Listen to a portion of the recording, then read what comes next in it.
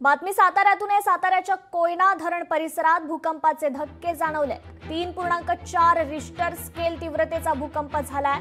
भूकंपाचे धक्के जाणवल्यानं नागरिकांमध्ये मात्र भीतीचं वातावरण पसरलंय। साताऱ्यात पाऊसही सुरू असल्यानं दरड कोसळण्याची ही भीती नागरिकांना आहे। त्यामुळे आता नागरिकांना सतर्क राहण्याचं आवाहन प्रशासनाने केलंय।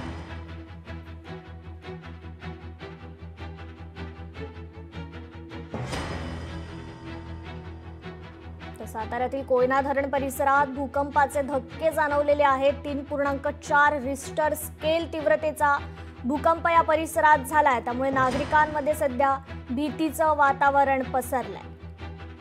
तर सातारा परिसरात मुसळधार पाऊस देखील सुरू आहे। त्यामुळे दरड कोसळण्याची देखील भीती आहे। त्यामुळे आता प्रशासनाने नागरिकांना सतर्क राहण्याचं आवाहन देखील केलंय।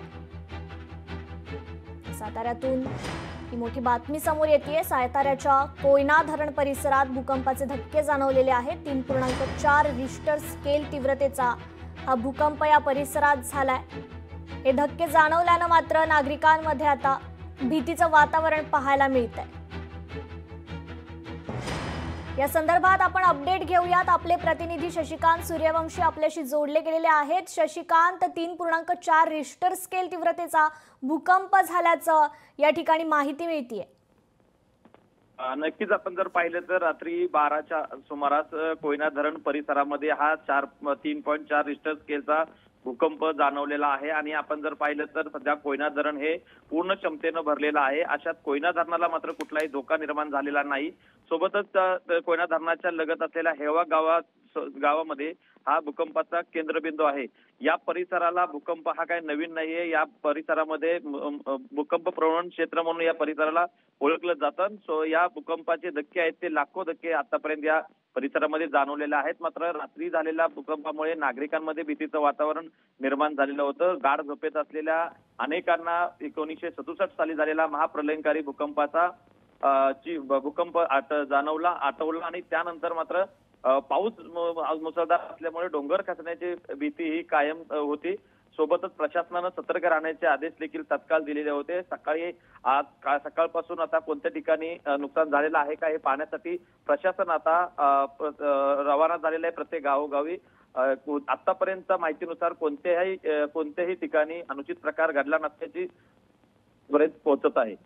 निश्चितच शशिकांत, पावसाची काय परिस्थिती आहे सध्या साताऱ्यात? काल सकाळपासून दुपारपर्यंत पाऊस हा सर्वत्र पावसाची विश्रांती होती। मात्र दुपारनंतर मुसळधार पावसानं पुन्हा एकदा हजेरी लावलेले आहे। आणि आता जर आपण पाहिलं तर रात्रभर पाऊस कोसळतोय। त्यामुळे कोयना धरण हे पूर्ण क्षमतेनं भरलेलं आहे। सोबतच जी छोटी मोठी धरणं आहेत ती देखील आता ओव्हरफ्लो झालेल्या आहेत। त्याचबरोबर आपण जर पाहिलं तर महाबळेश्वर आणि नवजा कोयना या परिसरामध्ये जो घाटपट्टा आहे यामध्ये मुसळधार पाऊस सुरू आहे। सोबत जर आपण पूर्वेकडे जर पाहिलं तर मान कटाव या परिसरामध्ये देखील पाऊस झाल्यानं तिथल्या शेतीचं मोठ्या प्रमाणात नुकसान झालेलं आहे। सोयाबीन असेल, त्याचबरोबर मूग असेल, उडीद असतील, पालेभाज्या असतील, या सर्व ज्या काही पीक आहेत याचं देखील मोठ्या प्रमाणात नुकसान झालेलं आहे। पाऊस या परिसरामध्ये पश्चिम महाराष्ट्रातील घाटपट्ट्यांमध्ये भात शेती मोठ्या प्रमाणात होते।